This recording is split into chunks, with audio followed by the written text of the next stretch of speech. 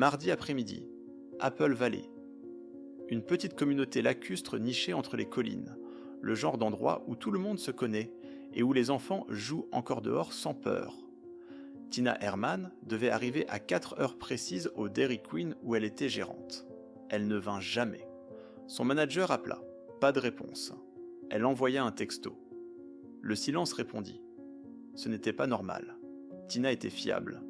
Tina était mère de 2 enfants. Sarah, 13 ans, et Cody, 11 ans. Tina était quelqu'un de qui on dépend. Quelqu'un qui montre up. Un député du comté de Knox fit une vérification de bien-être à l'adresse de Tina sur King Beach Drive. La camionnette bleue était dans l'allée. Il frappa à la porte. Personne. Il regarda par les vitres. Rien de suspect visible. Il repartit. Le lendemain, Tina n'était toujours pas au travail. Cette fois, sa manager paniquée força l'entrée elle-même. Ce qu'elle vit changea tout.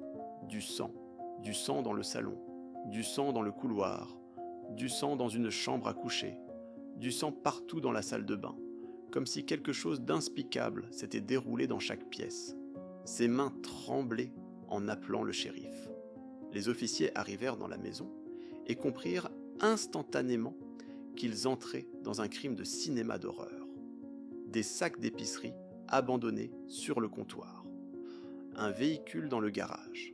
Mais ce n'était pas la camionnette de Tina. C'était un Jeep.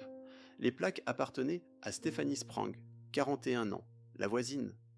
Mais où était-elle? Où étaient les enfants? Le comté de Knox mobilisa tout. Le bureau d'investigation criminelle, le FBI.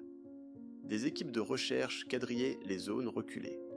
À l'intérieur de quelques heures, la communauté entière tremblait. Personne n'avait un mauvais mot à dire sur Tina. Personne ne comprenait pourquoi quelqu'un ferait du mal aux enfants. 4 personnes. Volatilisées. Pas de notes. Pas de demande de rançon. Juste l'absence absolue. Les enquêteurs commencèrent à creuser Stephanie Sprang. Voisine. Apparemment normale. Apparemment invisible dans le tissu communautaire. Mais comment une voisine normale disparaît-elle soudainement avec une femme et 2 enfants sans que personne ne remarque? Et surtout, où était le sang venu d'eux? Les premières 48 heures sont critiques. Chaque minute compte. L'équipe savait que plus le temps passait, plus faible devenait l'espoir. Mais les enquêteurs découvrirent quelque chose qui semblait physiquement impossible.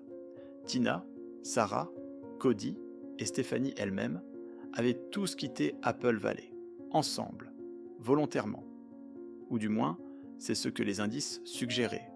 La timeline restait floue. Les témoignages devaient être réconciliés.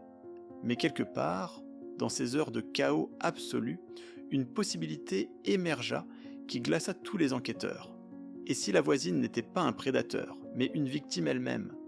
Et si l'histoire qu'on commençait à construire était une histoire d'empathie mal placée, de moments de tendresse, d'une femme qui se retrouvait soudainement prisonnière de sa propre conscience? Les appels au 911 révélaient des détails fragmentaires. Un homme aperçu, une femme criante, un enfant qui demandait si tout allait bien. Mais les enregistrements officiels restaient protégés et les enquêteurs ne pouvaient pas révéler certains éléments sans compromettre l'investigation. Des jours passèrent, puis une semaine. L'histoire commença à s'écrire différemment quand les recherches s'étendirent au-delà d'Apple Valley. Les équipes sondaient les forêts, les routes secondaires, les propriétés abandonnées. Et puis, elles ont trouvé quelque chose qui ne devrait pas être là. Une zone où la terre semblait creusée récemment. Des traces de véhicules, des signes de lutte. Et au cœur de tout cela, 4 vies qui auraient pu être perdues à jamais. Mais ce qui rendit cette affaire véritablement monstrueuse, ce qui glaça le sang de chaque policier impliqué, c'est ce qu'on ne sait toujours pas avec certitude. Car la maison de Tina, ce refuge censé être sûr, contenait des secrets que seules 4 personnes pouvaient expliquer. Et leur version de ce qui s'est passé divergeait radicalement de celle de la communauté. Était-ce une tentative de kidnappement? Une situation domestique qui a mal tourné?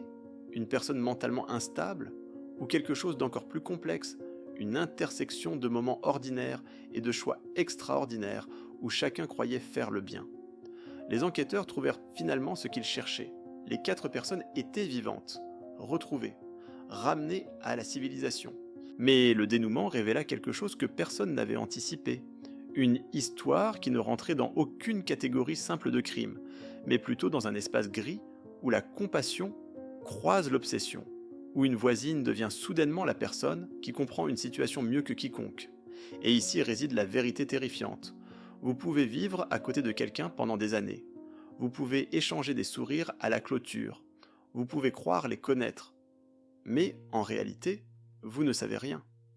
Rien de ce qui se déploie dans leurs pensées silencieuses. Rien de ce qui les pousse à agir. La prochaine fois que vous croiserez quelqu'un dans la rue, votre voisin, votre ami de longtemps, a un visage familier, vous ne saurez pas. Vous ne pouvez pas savoir. Et c'est ça qui reste.